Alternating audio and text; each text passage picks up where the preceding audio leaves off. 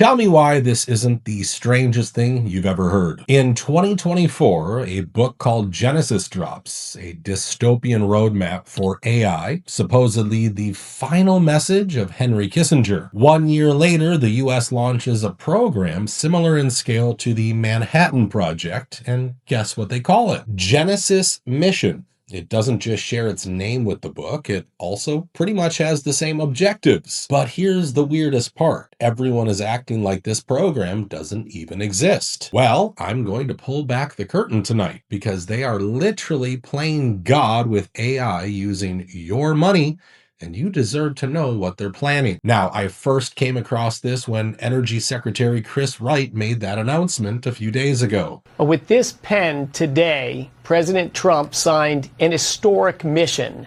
This is reminiscent of the Manhattan Project that brought World War II to an early and successful end, similar to the Apollo projects that put a man on the moon in 1969. This is an all-in national effort to take the power of AI and pair it with the 40,000 outstanding scientists and engineers at our national labs to use the world's largest supercomputers to advance innovation and science, to fix our rising energy costs, to give better economic opportunities for our citizens, to make longer and healthier lives possible. Today was not incremental, Brett. It was transformative. At first, I thought he was just hyping things up, but I was wrong. If you actually read the executive order, the US government really is gearing up to throw basically everything we've got into fast-tracking AI. And of course, the official story is the same as always. We have to do this to stay ahead of our enemies. You've heard that line a million times. And sure, maybe some people will even call this program reasonable, even though it's going to cost taxpayers billions of dollars. But here's where things became a little strange. You see, when you dig a little, you'll realize where this whole idea seems to come from. The fingerprints don't look like they belong to the current administration. Instead, they point back to a guy who's been shaping global power for half a century, Henry Kissinger. The same guy who was involved in some of the most brutal wars of the 20th century, and the same guy who pushed the concept of a new world order. For the first time in history, foreign policy has become global. Communications are instantaneous, and there exist problems which are genuinely not national, like environment, nuclear proliferation, and similar issues. So in this sense, we are living in a new world, and a new world order will emerge. The only question is whether it will arise out of intellectual and moral insight and by design, or whether it will be forced on mankind by a series of catastrophes. He also mentored Klaus Schwab, the founder of the World Economic Forum, and stayed close to the WEF basically until the end of his life. Dr. Kissinger, our satellite time is running out.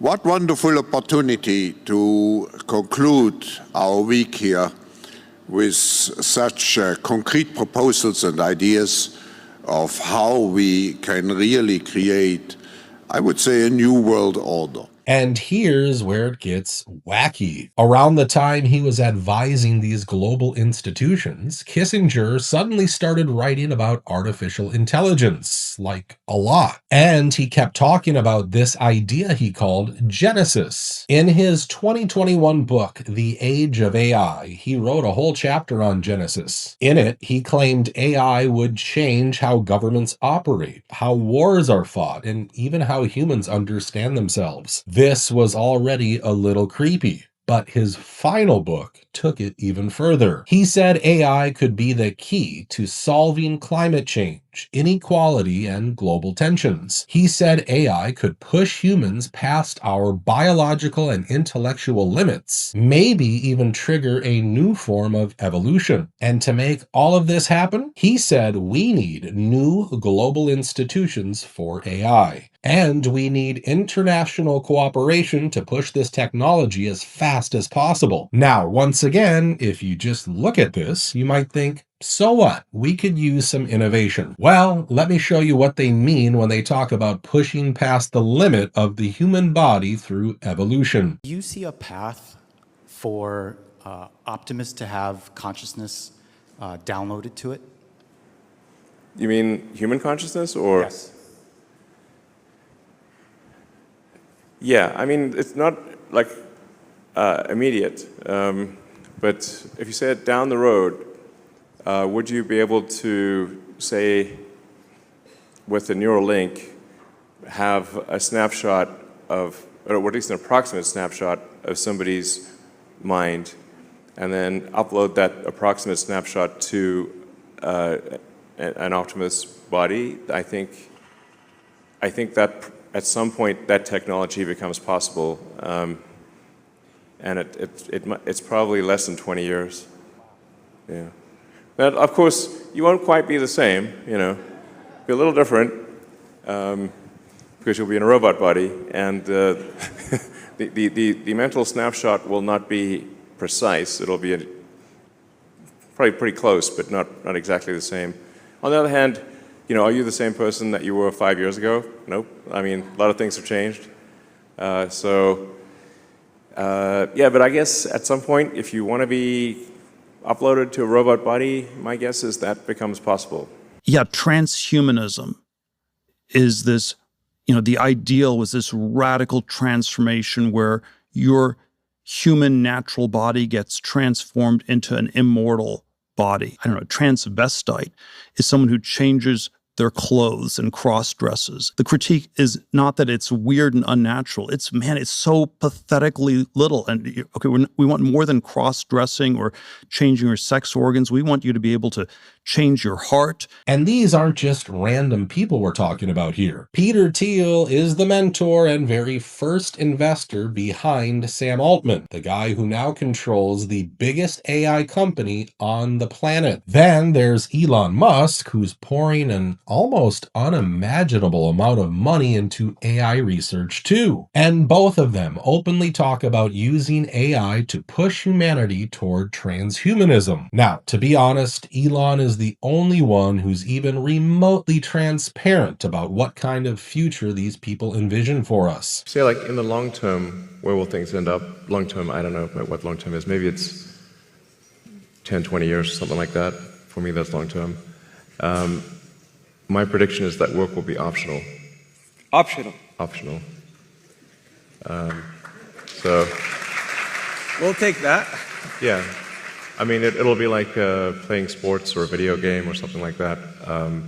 If you want to work, in the same way, like you can go to the store and just buy some vegetables, or you could grow vegetables in your backyard. So, according to him, jobs will eventually become irrelevant. And that's not even an exaggeration anymore. Everyone in tech knows AI is going to wipe out millions of jobs in just the next few years. But if jobs don't matter anymore, how are people supposed to survive? Do we move to some kind of universal basic income? Because let's be honest, that won't really be popular in the US. So if not UBI, what else can we do? Now, I know some people will say Elon is exaggerating or that he doesn't know what he's talking about. So let me show you something that might change your mind. You see, Elon isn't even part of this Genesis mission, yet he somehow knows about many of the projects that are being planned. For example, he talked about putting gigantic solar panels in space to harvest energy for AI data centers. Like the cost effectiveness of AI in space will be overwhelmingly better than AI on the ground. So long before you exhaust potential energy sources on Earth. And guess what? Now the CEO of Google is talking about the exact same idea. I'm constantly thinking in that time frame. One example of this is Project Suncatcher 2 weeks ago, where we announced we're going to build data centers in space. Obviously, it's a moonshot. Some of it looks crazy today, but when you truly step back and envision the amount of compute we are going to need, it starts making sense. And it's a matter of time. And so how do you make progress on that? You work back and have 27 milestones and get underway. So in 2027, hopefully we'll have some TPU somewhere in space Maybe we'll meet a Tesla Roadster, which is going around there too. And remember, Google is part of this mission. So is Anthropic. And just listen to how Anthropic's co-founder recently described AI. I remember, as many of you have done, being a child, and after the lights turned out, I would look around my bedroom and I would see shapes in the darkness and I would become afraid. I would be afraid that these shapes were creatures I did not understand that wanted to do me harm. And so I turned the light on, and when I turned the light on, I would be relieved because the creatures turned out to be a pile of clothes on a chair or a bookshelf or a lampshade. Now, this year, we are the child from that story and the room is our planet. But when we turn the light on, we find ourselves gazing upon creatures in the form of powerful and somewhat unpredictable AI systems. And there are many people who desperately want us to believe that these creatures are nothing but a pile of clothes on a chair, and they want us to turn the light off and go back to sleep. I am worried. I think just to raise the stakes in this game, you're guaranteed to lose if you believe the creature isn't real. Your only chance of winning is to see it for what it is. And he's not being dramatic just to scare people. These billionaire CEOs know what's coming. They see the roadmap long before we do, and that's why so many of them are quietly building bunkers in some of the most remote places on Earth. Avoid a crisis. He estimates this could push unemployment to 20% within 1 to 5 years. I'd be interested to see if you think that that's conservative or on point. Is this kind of looming disruption why the billionaires are building bunkers? Yes, actually, it's one of the reasons. Generally, it's what they do, but I know a lot of AI CEOs now who've cancelled all public appearances, especially in the wake of Charlie Kirk and things like that. Now, those are the long-term expectations of AI, but there are also some very real, very immediate impacts happening right now. For example, your data, including some of your most personal information, is now directly targeted by these companies. As I said earlier, these AI models are trained on publicly available data, all the data on the internet. So if you look at ChatGPT or Anthropic, Grok, Llama, what have you, they're all trained on all of the data on the internet. In other words, publicly available data.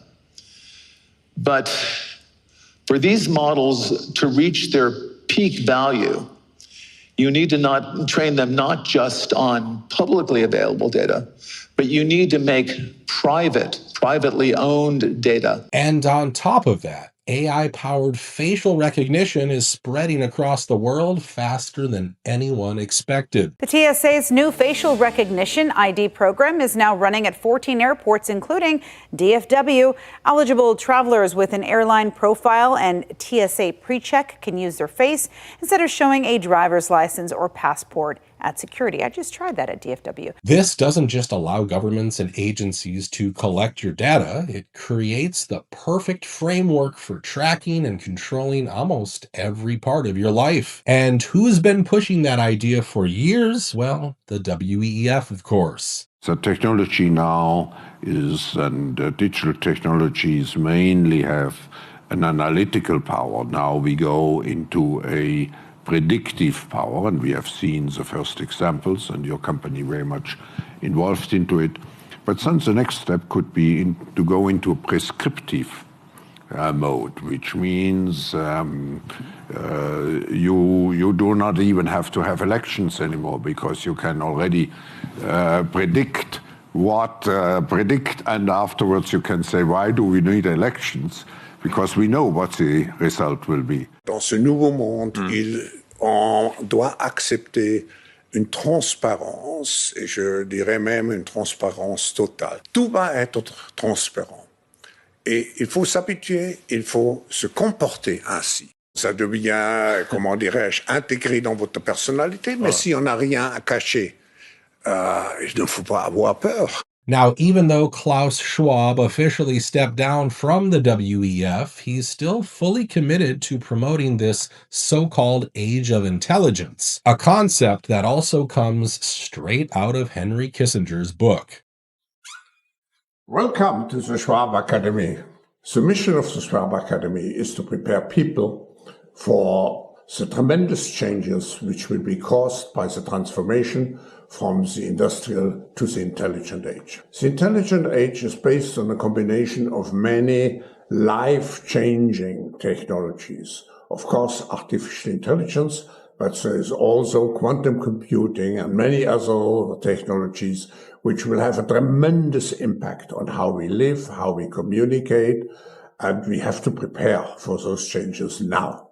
I started first with the book Thriving and Leading in the Intelligent Age to provide a kind of introduction, and now I'm looking at specific areas where I can help people to understand what's coming up and to prepare for it. And of course, the mainstream media won't touch any of this because the same billionaire class that owns those media companies is also pouring billions into AI, which is probably why you've never heard about this new mission, one that will cost us hundreds of billions of dollars and push us into a future that honestly looks nothing but terrifying for ordinary people. This powder does 3 things that they will charge you $10,000 for. But the FDA approved it, so they're screwed. 1, it releases stem cells from your bone marrow. 2, makes you 27% harder to kill. 3, it floods everything with nitric oxide. It's like going to the clinic and ordering the entire menu with stem cell therapy as the cherry on top. But it's chocolate and it costs a fraction of that. And if you think I'm exaggerating,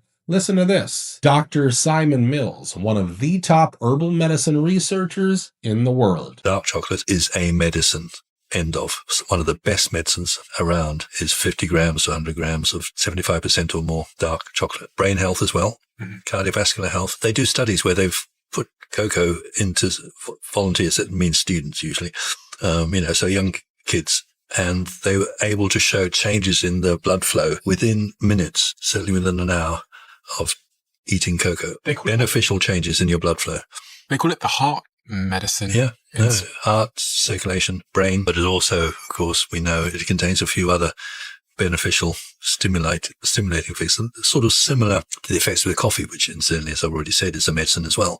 But cocoa and chocolate does have a uplifting effect, which is why we love it so. That's right, dark chocolate. But here's where people get it wrong. The flavanols, the part that actually does anything, get destroyed when chocolate is processed. Regular chocolate has 50 milligrams of dead flavanols. This Black Forest high flavanol cocoa powder has 1,200 milligrams of pharmaceutical extracted flavanols. Normally, you can't claim benefits in the supplement world, but this, the FDA signed off on a health claim saying cocoa flavanols support heart health and reduce cardiovascular risk. And trust me, I don't care about the FDA, but the evidence on this stuff was so strong, they couldn't ignore it. Studies show brains get sharper 8.6 seconds faster in cognitive tests. Blood flow where it counts, 80% improvement, and the heart gets stronger, 27% less death. All proven through a 21,000 human case study trial conducted by Harvard. The results were so definitive that the FDA,